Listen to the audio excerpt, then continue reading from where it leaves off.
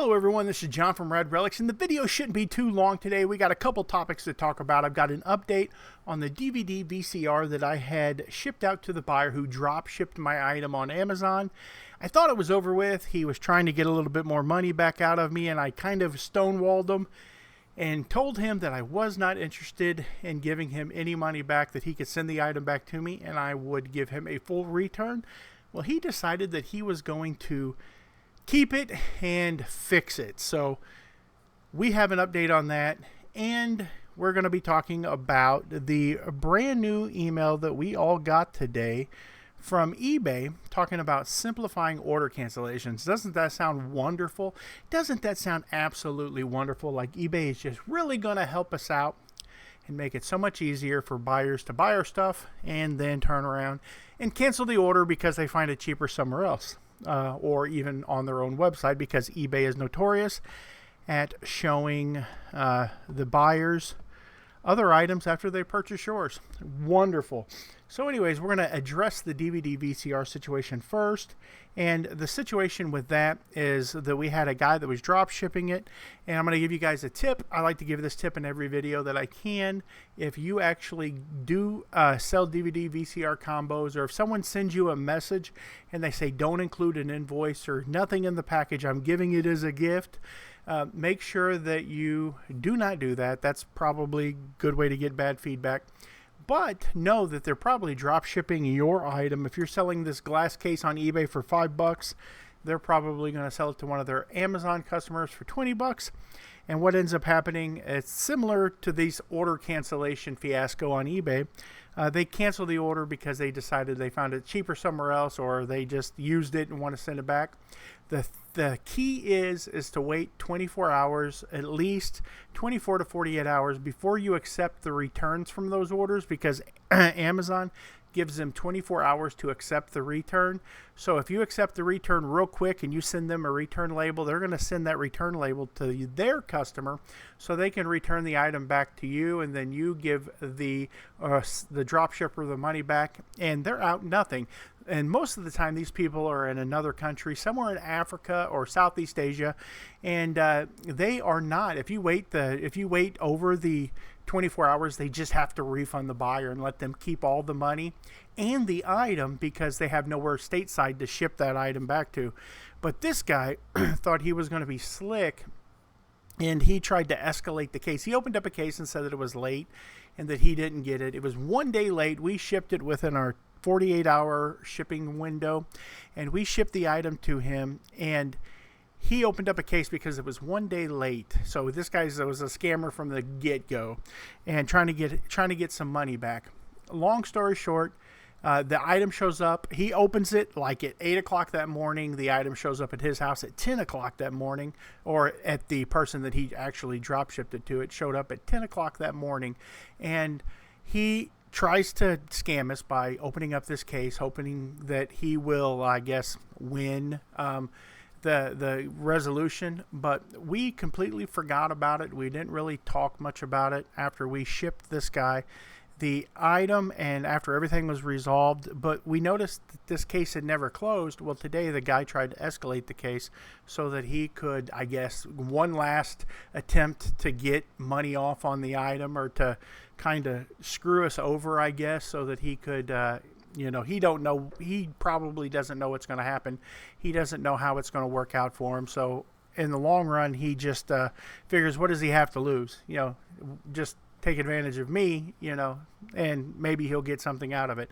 So the case closed. He got nothing, but I'm expecting that maybe this guy will be messaging us back at some point, and probably going to try to get some more money off, or maybe he'll file a chargeback or something. I don't know. I don't think this is over with, but just be sure to subscribe to the channel and you'll get future updates on the DVD VCR fiasco.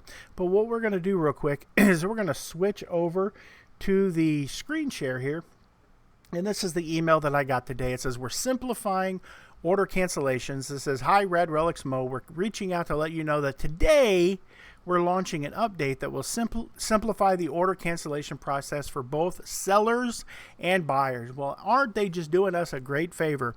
It says, what's new?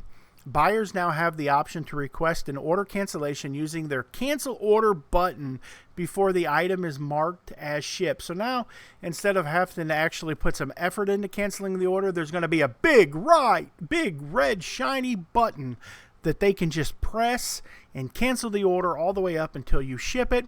You can go and you can pack the item, and you can get it, waste all your time and materials packing that item in a box and get it all boxed up, and then they can decide that they don't want it. So they're going to hit cancel, and then you're going to end up owing for all of that packing material that you've used to package their item. But I guess they'll tell you, you know, hey, look at me here. At least you'll have it packaged for the next person who buys it and hopefully doesn't cancel. So you'll be able to get to that label quicker. Once it's already packaged up, you just print that label out and then they can't cancel. Then the big red shiny button will disappear and they will no longer be able to cancel the order. So that's pretty cool, but there is a little bit more here. So let's click back over here and we'll check it out. It says you retain full control to either accept or decline cancellation requests. But you know, if you decline it, they're just going to end up sending it back for some other reason. It says you're protected from neutral or negative feedback for any cancellation requests made through or our updated process, regardless of whether you accept or decline, which is good. You know, that is definitely good. If I guess if you decline it, you can still ship it out, and they will have to, I guess they can't, I mean, can they just, I mean, they can't leave negative feedback at all. I mean, that's a positive side, but they could still say it's an INAD, and you could end up having to pay for the return shipping. So I don't know if I would want, if I haven't shipped the item yet and somebody declines an order, then yeah, I'll probably go on and decline the order. I'm not going to like try to create problems, but it is good to know that they can no longer leave you negative feedback. If you do accept or decline it. But that's pretty crappy for them, because if they decline it, or if they try to get you to cancel the order and you decline it and you send them a shoelace or a poopy diaper, like, I mean, I guess they can't leave you negative feedback for that. That is a pretty good idea. It says you may notice a slight increase in cancellation requests, but should receive fewer direct messages from buyers inquiring about cancellations. Well, I mean, I think that you're going to see more cancellation requests, because if you make it easier for people to cancel and they don't have to reach out and ask, I think that means that people are going to probably try to cancel orders more. That's just me. I'm no rocket scientist. I'm not Elon Musk. I'm just some fat guy that makes videos on YouTube about eBay. And I'm not even really that good at it. So there you go. It says prior tests, this change resulted in a minimal increase in cancellation requests, maintaining an overall average cancellation rate at 1%, an increase from 9 out of 100 transactions to 1.1 out of 100 transactions, 9.9 out of 100 transactions to 1.1 out of 100 transactions. Sorry, I got the itchy nose. And a notable 25% improvement in buyer satisfaction, which led to a higher likelihood of repeat purchases. Well, I don't really get a lot of repeat buyers. I guess because I sell a lot of one-offs. I might sell this ruler, and I might not ever get another ruler like that. So if you're a buyer of that ruler, then you're probably never coming back to me and buying again. But I guess that they are going to come back to eBay because they can cancel the order real easy now, and that's important to them. It's important to make sure that everything is easy for the buyer so that they can cancel stuff. And yeah, there you go.